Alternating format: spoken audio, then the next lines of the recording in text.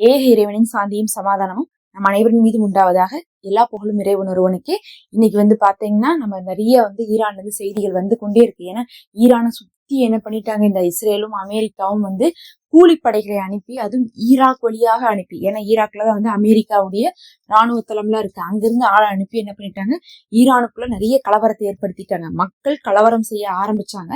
அது கூட என்ன பண்ணிட்டாங்க, இவங்களும் சேர்ந்து உள்ள போய் ஆட்சியை கவிழ்க்கிறதுக்காக பண்ணதுல இப்ப என்ன சொல்லிட்டு இருக்காங்கன்னா, தகவலாக அமெரிக்காவுடைய ஊடகங்களும் இஸ்ரேலுடைய ஊடகங்களும் ஆயத்துல்லா கொமேனி அவர்கள் தப்பிச்சு போயிட்டாரு, இப்ப அவர் ஈரானுக்குள்ளே இல்ல, அவ்வளவுதான், எப்படி ஆசாத் தப்பிச்சு போனாரோ அந்த மாதிரி ஆயத்துல்லா கொமேனியும் தப்பிச்சு போயிட்டாரு அப்படின்னு சொல்றாங்க. ஃபர்ஸ்ட் பார்க்கும்போது அவங்கள பொறுத்தளவுக்கு அப்படியே ஈரானுடைய ஆட்சியை கவிழ்க்கிறது தான் அவங்களுக்கு திட்டம். அதே சமயத்துல அதை கவிழ்க்கிறதுக்கு முன்னாடியே மக்களை என்ன பண்றாங்க, இந்த மாதிரி எல்லாம் சொல்லி அவர்களை பலவீனப்படுத்த பாக்குறாங்க. இன்னைக்கு பாத்தீங்கன்னா மறுபடியும் ஆயத்துல்லா கொமேனி அவர்கள் தரப்புல இருந்து வீடியோ வெளியிட்டு இருக்காங்க. அதுல அவங்க வீடியோ வெளியிடும் போது அதுல தெளிவா சொல்றாங்க, அவங்க எங்கேயும் போல, அவங்க சேஃபா தான் இருந்துட்டு இருக்காங்க, ஈரான்ல தான் இருந்துட்டு இருக்காங்க. அதுக்கு சொல்றாங்க, எங்களுடைய லட்சக்கணக்கான மக்களுடைய ரத்தத்துலதான் இந்த ஒரு ஆட்சியவே நாங்க அமைச்சோம். சாதாரணமா ஒண்ணும் ஆயத்துல்லா கொமேனி அவர்கள் ஆட்சிக்கு வரல, அங்க இருந்த ஷா ஆட்சியை என்ன பண்ணாங்க, கவிழ்த்தாங்க. இந்த ஷா என்ன பண்ணுவாங்கன்னு பாத்தீங்கன்னா, அவங்க அமெரிக்காக்கெல்லாம் சப்போர்ட் பண்ணிட்டு இருந்தாங்க. எப்படி சவுதி UAE எல்லாம் நேரடியாக அமெரிக்கா தட்டி கேட்க மாட்டாங்களோ, பயந்துப்பாங்களோ, அந்த மாதிரி இருந்தவங்க. அந்த மாதிரி இருந்தவங்களுடைய கையில இருந்து ஆட்சியை பிடுங்கினதுதான் இந்த கொமேனியுடைய ஒரு வேலை. அவர் அவ்வளவு கஷ்டப்பட்டு நிறைய நாள் அதுக்கு சிரமப்பட்டு ஜெயில இருந்து ரத்தம் சிந்தி இறந்து போர் செஞ்சு எல்லாம் பண்ணி கடைசியா ஈரானுக்கே ஆட்சி வந்துச்சு அப்படிங்கறதை கொமேனி அவர்களே பேட்டி கொடுக்குறாரு. அதுல அவர் சொல்றாரு, நாங்க இப்படி பண்ணிட்டு இருந்தோம், நாங்க இவ்வளவு கஷ்டப்பட்டு பண்ணதை என்ன பண்ண பாக்குறாங்க, துரோகத்தின் மூலமாக வீழ்த்துறதுக்காக அமெரிக்கா பாக்குறாங்க அப்படிங்கிறதை சொல்றாங்க. மேற்கத்திய நாடுகளுடைய திட்டத்தால ஈரான்ல ஆட்சி கலைக்கப்படும் அப்படின்னு நம்புறாங்க. ஆனா நாங்க என்ன பண்றோம், கண்ட்ரோலா தான் இருக்கோம், ராணுவம் எங்க கண்ட்ரோல்ல இருக்கு, எப்ப வேணாலும் எங்களால என்ன பண்ண முடியும், அதை எதிர்த்து சண்டை போடுறதுக்கு முடியும். நாங்க எங்க மக்களை கண்ட்ரோல் பண்ணணும்னு நினைச்சிட்டு இருக்கோம் இப்ப போராட்டத்துல இருக்கும்போது. ஆனா இவங்க அதவே காரணமா காட்டி என்ன பண்றாங்க, எங்க மேல அவதூறுகளை பரப்பி மக்களை பலவீனப்படுத்த பாக்குறாங்க. எப்படி சிரியாவில ஆட்சியை கைப்பற்றினாங்களோ, லெபனான்ல என்ன பண்ணாங்க, நஸ்ருல்லா அவர்கள் இறந்ததுக்கு பிறகு ஆட்சி மாற்றம் அங்கேயும் ஆட்சி என்ன ஆச்சுன்னா, அப்படியே அமெரிக்கா பேச்சு கேட்டுட்டு இருக்க மாதிரி போச்சோ.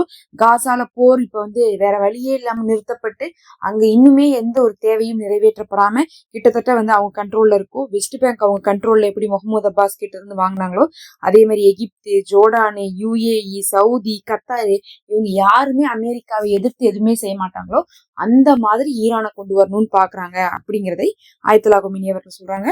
அது ஒருபோதும் நடக்காது, அதுவும் ஆடு நினைதுன்னு சொல்லிட்டு ஓனா எழுகுது பாருங்க அப்படின்னு இருக்காங்க ட்ரம்ப பார்த்து. எதுக்கு அப்படி சொல்றாங்கன்னா, இப்ப கலவரம் நடக்குது, அங்க இருக்கக்கூடிய ஈரான்ல இருக்கக்கூடிய பொதுமக்கள் கலவரத்துல இறங்கி, அதுக்கப்புறம் அங்க இந்த 2 வாரத்துல என்ன ஆச்சுன்னா, ஈரானுடைய ஹையர் அபிஷியல்ஸ் ஆகட்டும், இன்னும் கவர்மெண்ட்டை சேர்ந்தவங்க, போலீஸ் சேர்ந்தவங்க, அதுக்கப்புறம் ஆம்புலன்ஸ், ஹாஸ்பிட்டல்னு சொல்லிட்டு பல இடத்துல தாக்குதல் நடத்துறாங்க, பொதுமக்கள் சுட்டு தள்ளுறாங்க, அதுக்கப்புறம் தீ வைக்கிறாங்க, எல்லாமே பண்றாங்க. இதை வச்சு என்ன பண்ணிட்டாங்க, ஈரான் இது பொதுமக்களுடைய வேலை கிடையாது, பொதுமக்கள் இப்படி பண்ண மாட்டாங்க, இதுக்குள்ள மொசாட் ஊடுருவிருச்சு, இது எல்லாமே இஸ்ரேலுடைய அமெரிக்காவுடைய வேலைதான், இது கூலிப்படையை அனுப்பி செய்யறாங்கன்னு தெரிஞ்சுட்டு அவங்கள கண்ட்ரோல் பண்றதுக்காக, அடிக்கிறதுக்காக வந்தாவோ இல்ல அவங்களை தடுக்கிறதுக்காக வந்தாவோ, ஏன்னா அவங்க எரிச்சிட்டு இருக்காங்க. இப்ப திடீர்னு ஒரு ஆம்புலன்ஸை பிடிச்சி எரிக்கிறாங்கன்னா கவர்மெண்ட் பாத்துட்டு இருக்காது, அவங்க கைது பண்ணிட்டு போவாங்க. அதை செய்ய வந்தா அதுக்கு அமெரிக்கா என்ன அறிவிப்பு கொடுத்திருக்காங்கன்னா, நீங்க பொதுமக்கள் செய்யக்கூடிய போராட்டத்துல அவங்கள அடிச்சாவோ, அவங்கள ஒடுக்குனாவோ, அவங்கள அரெஸ்ட் பண்ணாவோ அமெரிக்கா ஈரான் மேல அட்டாக் பண்ணின்னு சொல்லியிருக்காங்க. அததான் இன்னைக்கு கொமேனி கேட்கிறாரு, ஆடு நலையுதேன்னு ஓனாய் அழுகுதாமா. இப்ப எங்க மக்கள் கஷ்டப்படுறாங்கன்னு நினைச்சிட்டு நீங்க என்ன பண்றீங்க, தாக்குறேன்னு சொல்றீங்களா?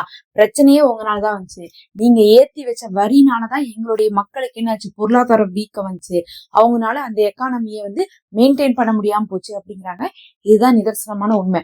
சும்மா ஈரான் மேல பொருளாதாரத்தரன்னு போட்டு போட்டு போட்டு என்ன ஆயிடுச்சுன்னா, இங்க நம்ம 1 லிட்டர் பால் ஒரு 50 ரூபாய்க்கு வாங்கணும்னா அங்க போனா 500 ரூபாய்க்கு 1000 ரூபாய்க்கு வாங்குற மாதிரி ஆயிடுது. ஏன்னா எந்த நாட்டோடையுமே அவங்களுக்கு தொடர்பு இல்லாம போறதுனால அவங்களுக்கு பாத்தீங்கன்னா எந்த விஷயமுமே சாதாரணமா கிடைக்கல. அதனால அங்க இருக்கக்கூடியவங்க என்ன பண்றாங்க, பிளாக்ல விற்க ஆரம்பிச்சிட்டாங்க. அது இன்னுமே பாத்தீங்கன்னா தாங்க முடியாத அளவுக்கு சிச்சுவேஷன் போயிட்டு இருக்கு. இதுக்கு காரணமே அமெரிக்கா. ஆனா எல்லாத்துக்கும் காரணமான துரோகி கூட பொதுமக்கள் சேரக்கூடாது, நீங்க அமெரிக்கா பேச்சு கேட்டு ஈரானுக்கு துரோகம் செய்யாதீங்க, உள்நாட்டுக்குள்ளேயே இருந்து நாங்க நடவடிக்கை எடுப்போம் அப்படின்னு சொல்லிட்டு இன்னைக்கு ஆயத்துல்லா கொமேனி அவர்கள் அறிவிச்சிருக்காரு.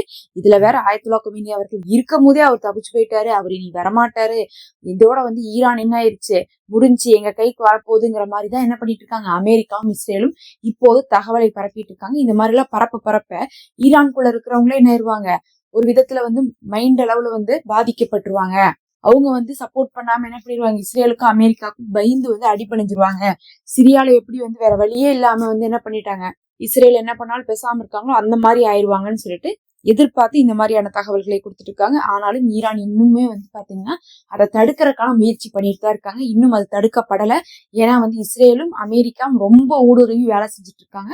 ஆனாலும் ஈரானும் பாத்தீங்கன்னா அதுக்கு டஃப் கொடுத்து என்னெல்லாம் பண்ணணும் அப்படிங்கிறதை பார்த்துட்டு இருக்காங்க. இதுக்கு நடுவுல வரக்கூடிய நிறைய தகவல்கள் ஈரானை பத்தி இஸ்ரேலுடைய அமெரிக்காவுடைய பொய்யாகத்தான் இருக்குது அப்படிங்கிறதை மட்டும் தெளிவுபடுத்தி இருக்காங்க. இதெல்லாம் தான் இப்ப முக்கியமான தகவல்.